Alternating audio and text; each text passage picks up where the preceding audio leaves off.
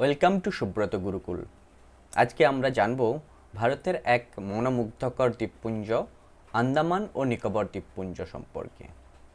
আন্দামান ও নিকোবর দ্বীপপুঞ্জ ভারতের একটি কেন্দ্রশাসিত অঞ্চল। ভারতের পূর্ব উপকূলে বঙ্গোপসাগর ও আন্দামান সাগরের সংযোগস্থলে অবস্থিত একটি মনোরম দ্বীপপুঞ্জ।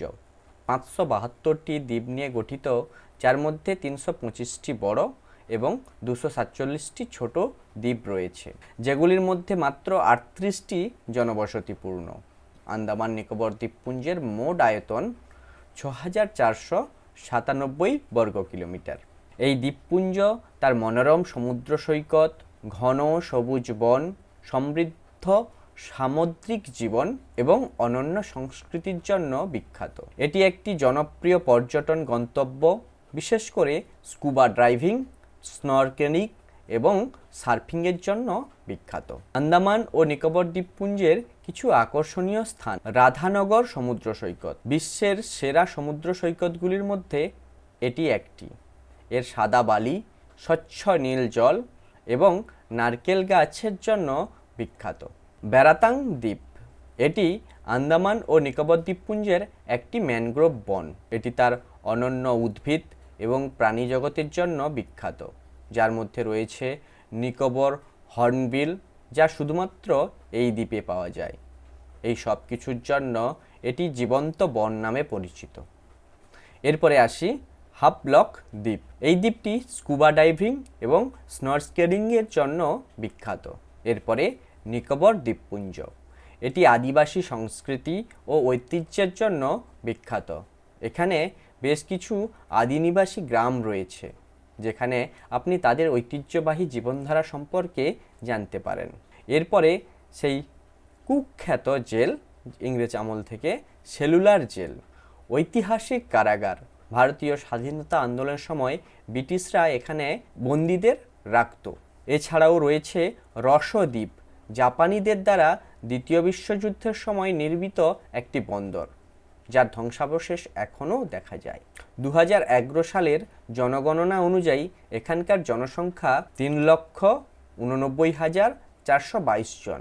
এখানকার প্রধান ভাষা হিন্দি, বাংলা, ইংরেজি, নিকোবরি এবং আন্দামানি। এখানকার ইতিহাস অনেক প্রাচীনকাল থেকেই এখানে বসবাসের ইতিহাস রয়েছে। 1800 শতকে ব্রিটিশদের দ্বারা উপনিবেশ স্থাপিত হয়। 1947 সালে ভারত স্বাধীন হওয়ার পর এটি একটি কেন্দ্রশাসিত অঞ্চল হয়।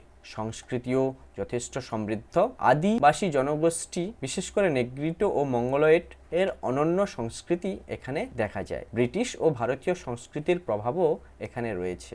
এছাড়াও বিভিন্ন আদিবাসী ভাষা ও উপভাষা প্রচলিত রয়েছে। স্থানীয় খাবার: সামুদ্রিক খাবার, তাজা মাছ, চিংড়ি, কাঁকড়া এবং অন্যান্য সামুদ্রিক খাবারের জন্য বিখ্যাত। নারকেল এবং মশলা দিয়ে তৈরি সুস্বাদু খাবার বেশ প্রসিদ্ধ রয়েছে, পর্যটকদের আকৃষ্ট করে। এছাড়া অন্যান্য খাবার যেমন দক্ষিণ ভারতীয়, উত্তর ভারতীয় এবং আন্তর্জাতিক খাবারও পাওয়া যায়। এখানে বিভিন্ন হোটেল, রেস্তোরাঁ বর্তমানে দেখা যাচ্ছে। অর্থনীতির কথা যদি বলি, এখানকার প্রধান শিল্প হলো পর্যটন শিল্প। মৎস্য ও কৃষিকাজও গুরুত্বপূর্ণ।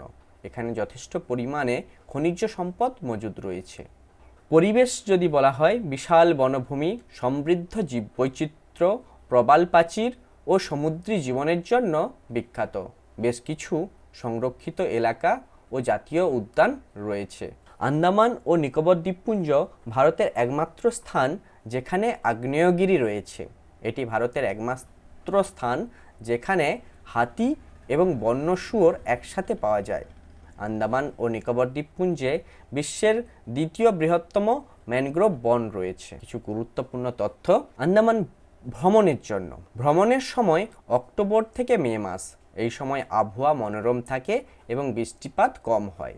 আন্দামান ও নিকোবর দ্বীপপুঞ্জ ভ্রমণের জন্য একটি প্রবেশ অনুমতির প্রয়োজন হয়। আপনি অনলাইনে বা পোর্ট ব্লেয়ারে পৌঁছে র্যাপ এর জন্য আবেদন করতে পারেন। এখানে শুধুমাত্র ভারতীয় রুপির প্রচলন রয়েছে। ভাষা হিন্দি, বাংলা, ইংরেজি এগুলো বেশি পরিমাণে চলে। হালকা ও আরামদায়ক পোশাক সাথে নিতে পারেন। সাঁতারের পোশাকও সাথে রাখতে পারেন।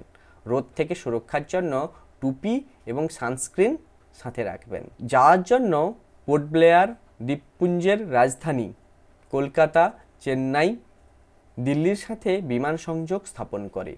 চেন্নাই, কলকাতা এবং বিশাখাপত্তনম থেকে পোর্ট ব্লেয়ারে নিয়মিত জাহাজ পরিষেবা রয়েছে। দ্বীপগুলির মধ্যে যাতায়াতের জন্য ফেরি, হেলিকপ্টার এবং ছোট বিমানের ব্যবহার করা হয়। থাকার ব্যবস্থা, বিভিন্ন বাজেটের জন্য হোটেল, রিসর্ট এবং গেস্ট হাউস রয়েছে। অন্যান্য দ্বীপগুলিতেও বিলাসবহুল রিসর্ট থেকে বাজেট বান্ধব গেস্ট হাউস পর্যন্ত বিভিন্ন ধরনের থাকার ব্যবস্থা রয়েছে।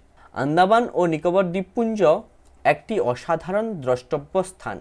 প্রাকৃতিক সৌন্দর্য, সমৃদ্ধ ইতিহাস এবং অনন্য সংস্কৃতির সমন্বয়ে এটি একটি অবিস্মরণীয় ভ্রমণের অভিজ্ঞতা প্রদান করে। ধন্যবাদ।